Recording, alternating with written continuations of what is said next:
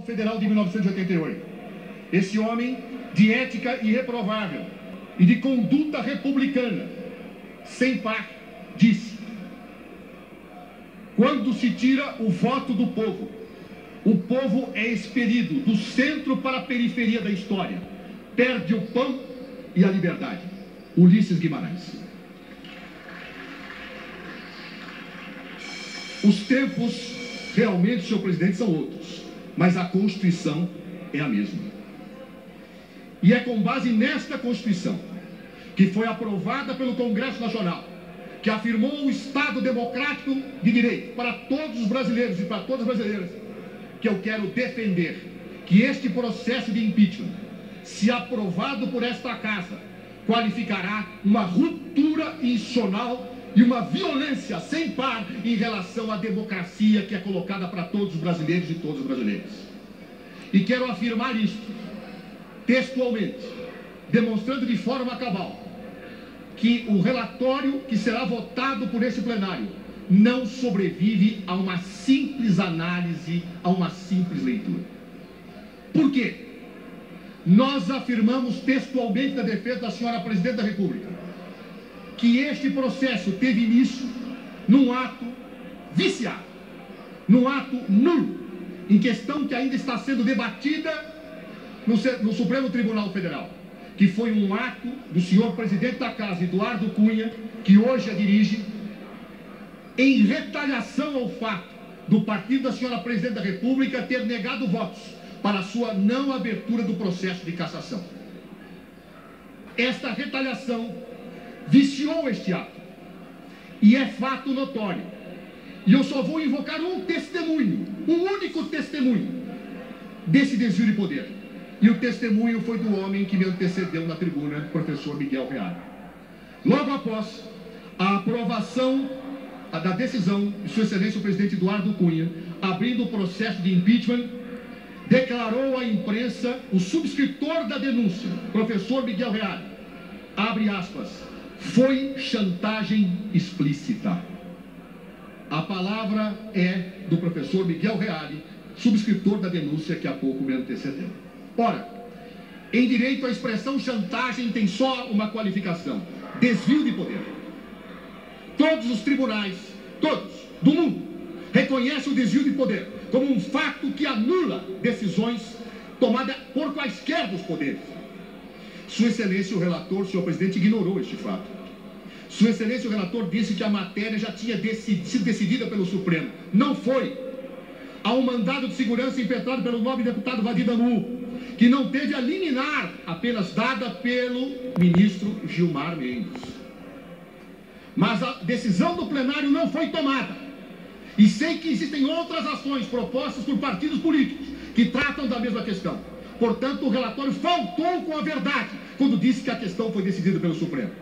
Faltou com a verdade quando efetivamente disse que o Supremo havia decidido essa questão na DPF. Quando a DPF, proposta pelo Partido Comunista do Brasil e fixou as regras para o impeachment, disse que o capítulo da suspensão e do impedimento do Código de Processo Penal não se aplicaria ao processo de impeachment. É claro que não se aplica. Já havia jurisprudência, mas não tem nada a ver suspensão e impedimento com desvio de poder. Suspensão e impedimento diz respeito à pessoa, às relações que a pessoa tem de inimizade ou de amizade. E ninguém está discutindo aqui se o presidente da Casa é amigo ou inimigo da Presidente da República. Não é essa a discussão. O que está se discutindo é que a decisão foi tomada a partir de uma ameaça clara, documentada pela imprensa e testemunhada de público pelo próprio subscritor dessa denúncia. Isto foi feito. Não se trata, portanto, da questão de suspensão, não se trata da questão de impedimento, se trata do uso de uma competência legal, distorcida, viciada, ofensiva às razões pelas quais ela deveria ser exercida. É esta a questão que nós temos na defesa arguído. É nula a abertura desse processo de impeachment. Houve uma violência à lei, houve uma violência ao Estado Democrático de Direito, porque ameaça, retaliação não é fator decisório para afastar um presidente da República. Segundo ponto, senhor presidente, a improcedência dos fatos apontados. São dois. Os decretos suplementares, senhor presidente, senhores deputados, senhoras deputadas, a total adequação do decreto à lei. O artigo 4º da lei orçamentária é claríssimo quando autoriza os decretos. Qual foi o argumento que os denunciantes utilizaram e que Sua Excelência, o presidente da Casa, em retaliação à chefe do Executivo, acolheu? Que havia uma ofensa às metas fiscais. O próprio denunciante, ao falar agora, deixou claro que meta fiscal tem a ver com gasto, não tem a ver com orçamento. Quem já participou de uma administração sabe que o orçamento é uma previsão. Pode implicar em gasto ou não. É por isso que existem os decretos de contingenciamento. É para impedir que o que está autorizado não seja gasto. O que o governo fez é o que sempre se fez. Inclusive que o próprio Estado de São Paulo e vários outros estados fazem, decretos de suplementação. Mas com um detalhe, o governo baixou o decreto de suplementação para permitir a alocação das verbas dentro do orçamento, mas impediu que se gastasse mais com isso, porque imediatamente após o decreto de contingenciamento, após o decreto de suplementação, baixou o decreto de contingenciamento. O governo fez o maior contingenciamento da história do Brasil em 2015. Por quê? Porque a receita caía, porque nós estamos em crise, porque além de outros fatores, a crise política gerada pelas pautas bomba e por outras situações provocadas por aqueles que querem o impeachment, fizeram com que a crise econômica se agravasse. Este fato ensejou decretos de contingenciamento. Este fato ensejou que o governo controlasse com pulso firme a situação das metas fiscais. Mas mesmo assim não foi possível porque a crise econômica foi maior. Então o que fez o governo? Foi no limite do contingenciamento e mandou uma lei para esta casa para rever as metas fiscais. E esta casa aprovou. Ora, primeiro, não há nexo nenhum entre decreto de suplementação e ofensa às metas fiscais. Segundo, as metas fiscais não foram ofendidas. Por quê? Porque esta casa alterou. E o próprio Tribunal de Contas da União deixava claro que a alteração das metas fiscais por meio de lei é algo necessário à transparência, à gestão, mostrando, portanto, anos atrás, que essa medida do governo era correta. Portanto, não há nenhuma ilegalidade. Absolutamente nenhuma. Mas vamos imaginar que houvesse. Vamos imaginar, argumentando tanto que houvesse. Onde está o dolo da Presidente da República? Um crime de responsabilidade só se configura com má-fé. Onde está o dolo? O denunciante falou, o dolo está porque a presidenta baixou os decretos. Ora, mais de 20 órgãos se manifestaram que devia ser feito isso, inclusive a própria AGU, dizendo que era legal. Mais de 20 órgãos mostraram e atestaram. Como um presidente da República, recebendo parecer de 20 órgãos, pega um decreto e deixa de assiná-lo quando todos os técnicos recomendam? E mais, esse procedimento era pedido por outros poderes, inclusive pelo próprio TCU. O TCU pediu ao chefe do Executivo o decreto de suplementação. Por quê? Porque o TCU admitia isso. Porque o TCU dizia que isso era possível. Subitamente o TCU muda de opinião. E quando o TCU muda, o governo para de baixar decretos, devolve o decreto do TCU para ele. Onde está a má-fé? Antes, quando o TCU admitia, o governo aceitou. E o que disse o senhor relator, com a devida vênia? Diz que o TCU não mudou de opinião. O TCU sempre teve essa opinião, só não tinha se manifestado antes. Senhores parlamentares, o TCU aprovou todas as contas em que governos baixaram decretos. O governo Fernando Henrique baixou decretos dessa natureza. Dezenas. O governo Lula baixou dezenas. Nunca se falou nada. As contas foram aprovadas. O TCU não tinha posição, senhor relator. Claro que tinha. Claro que efetivamente tinha. Mudou. É um direito. O governo respeitou a decisão do TCU depois da mudança. Imaginar que a Presidente da República agiu de má-fé, eu volto a citar um exemplo. Seria o mesmo que numa estrada houvesse uma placa, uma regra, dizendo que ninguém pode andar a mais de 80 km por hora. Se muda, e a partir de um certo dia passa a ser 60. E a autoridade vem e diz, os que andaram no ano passado, entre 60 e 80, serão multados. Onde existe isso no mundo? Aplicação de sanção retroativa. Quer dizer que se hoje se proíbe de fumar, eu pulo quem fumou até ontem? É essa a regra, é isso que está se pretendendo, é isso que o relatório está colocando. Não há má fé da senhora Presidenta da República em hipótese nenhuma. Como no caso das pedaladas, esse ainda é mais ostensivo. O Plano Safra implica em pagamento primeiro do Banco do Brasil e depois em repasse. Implica nisso, é na lógica. Isto foi feito. Mas vamos imaginar que houvesse ilegalidade. Imaginemos que haja. Qual o ato da senhora Presidente da República que violentou a Constituição? Se a lei diz que o Plano Safra é, na verdade, disciplinado, tocado, gerido pelo Ministro da Fazenda e pelo Conselho Monetário Nacional. Não tem poder de gestão, nem há ato da senhora Presidente da República nesse caso. O que disse Sua Excelência há pouco, o denunciante Guerreiro? Sabe onde está o ato? O ato está em que a Presidenta conversava diariamente com o secretário do Tesouro Nacional. Ou seja, Sua Excelência, a Presidente da República, segundo o denunciante, está sendo condenada a ser afastada da Presidência da República porque conversava com o secretário do Tesouro Nacional. O diálogo sinistro, capaz de violentar uma Constituição. O diálogo sinistro que leva a uma ruptura democrática e é utilizado como pretexto para uma violência contra o povo brasileiro. Não há ato, não há, portanto, dolo da senhora Presidenta da República em relação àquilo que efetivamente ocorreu nas pedaladas. E mais, ali nós não temos uma operação de crédito. O que é uma operação de crédito, senhores deputados e senhoras deputadas? Operação de crédito ocorre quando alguém empresta dinheiro ao outro, dá dinheiro e se paga juros por isso. Eu preciso de dinheiro, vou ao banco, peço dinheiro, o banco me empresta e eu pago.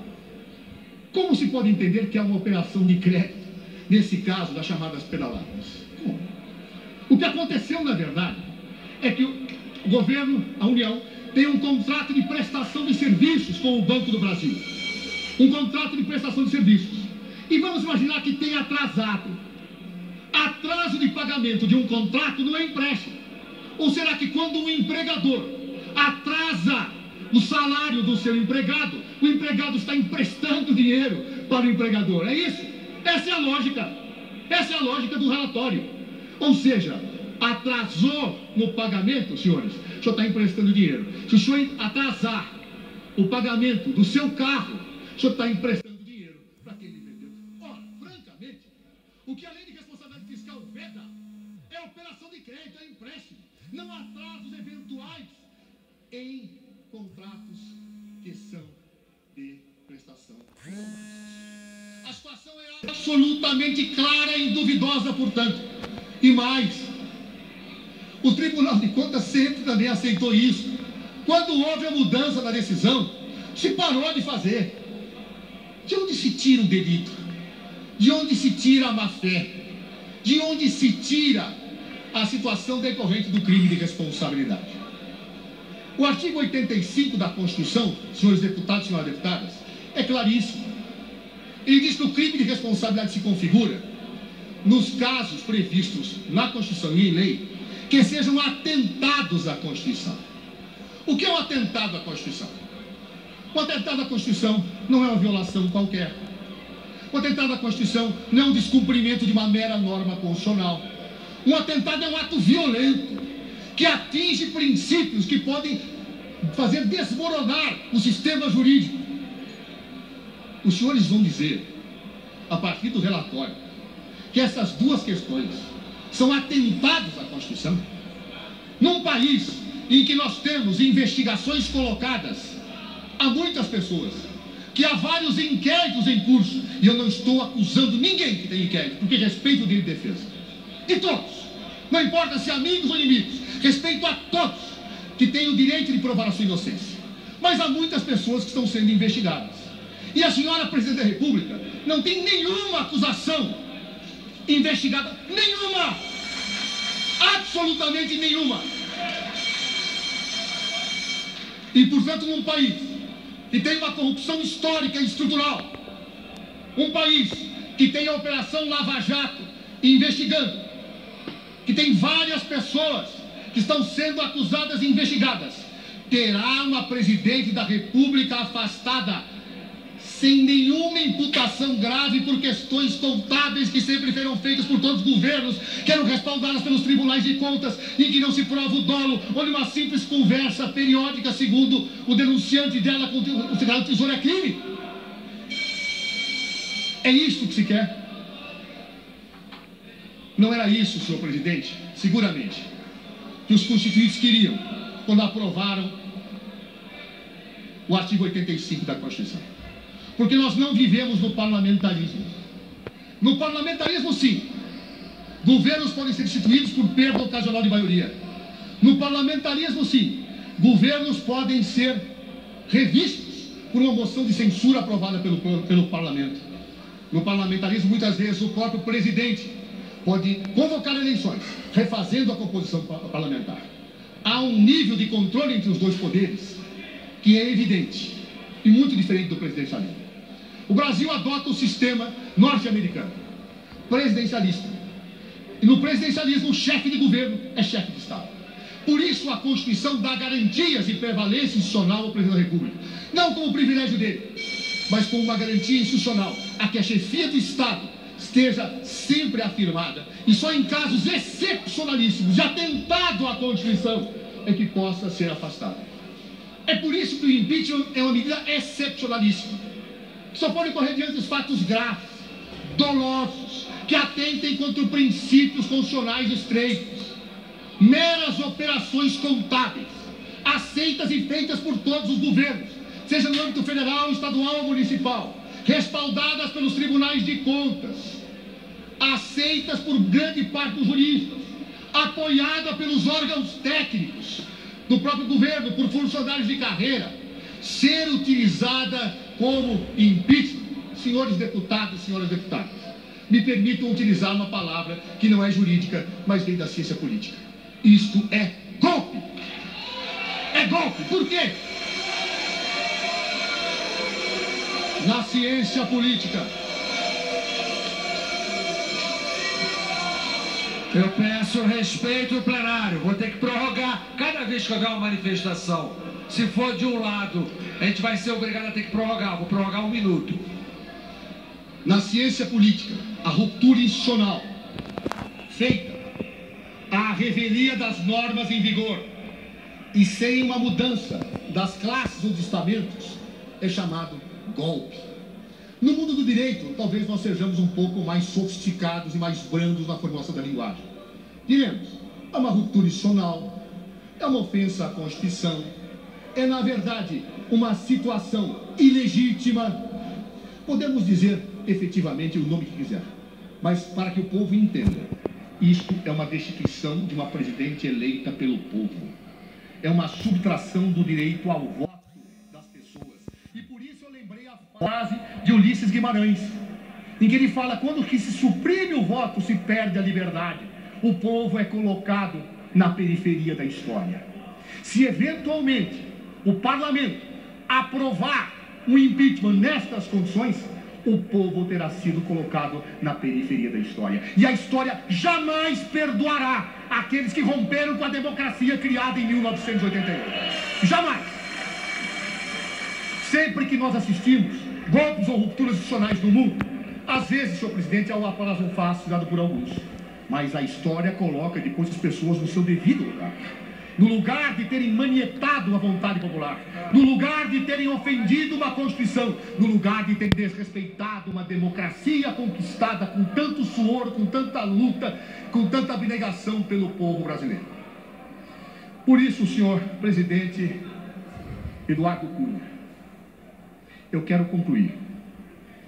E quero concluir dizendo que é evidente que dentro desses fatos denunciados, de acordo com a decisão do Supremo Tribunal Federal, não há menor base para esse impeachment.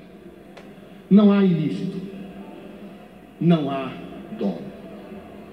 E se esta casa vier a seguir outro caminho, estará revelando um descompromisso profundo com aquilo que outrora se decidiu, se festejou, quando se derrotou a ditadura no Brasil e se permitiu que o povo livremente expressasse a sua posição.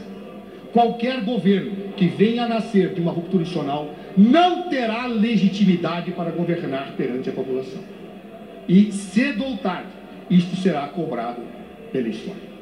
Portanto, em nome da defesa da senhora Presidente da República e na condição de advogado-geral da União, em face dos fatos que estão denunciados, em face dos argumentos que são lançados, em face da inconsistência evidente e manifesta do relatório aprovado pela Comissão Especial, defendo que esse processo não seja aceito, porque iniciado por ato de desvio de poder do senhor presidente.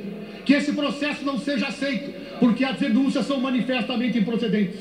Que esse processo não seja aceito, porque não existe fato nenhum imputado contra o presidente da República capaz de afastar os 55 milhões de votos que elegeram.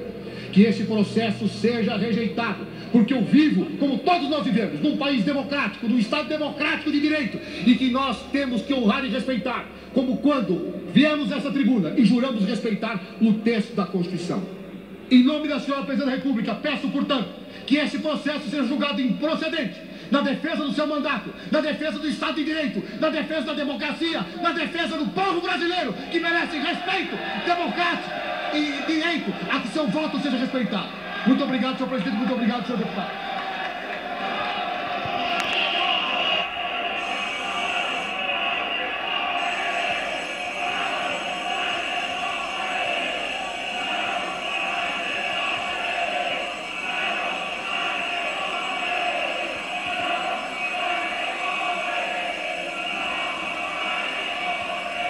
Está, portanto, finalizada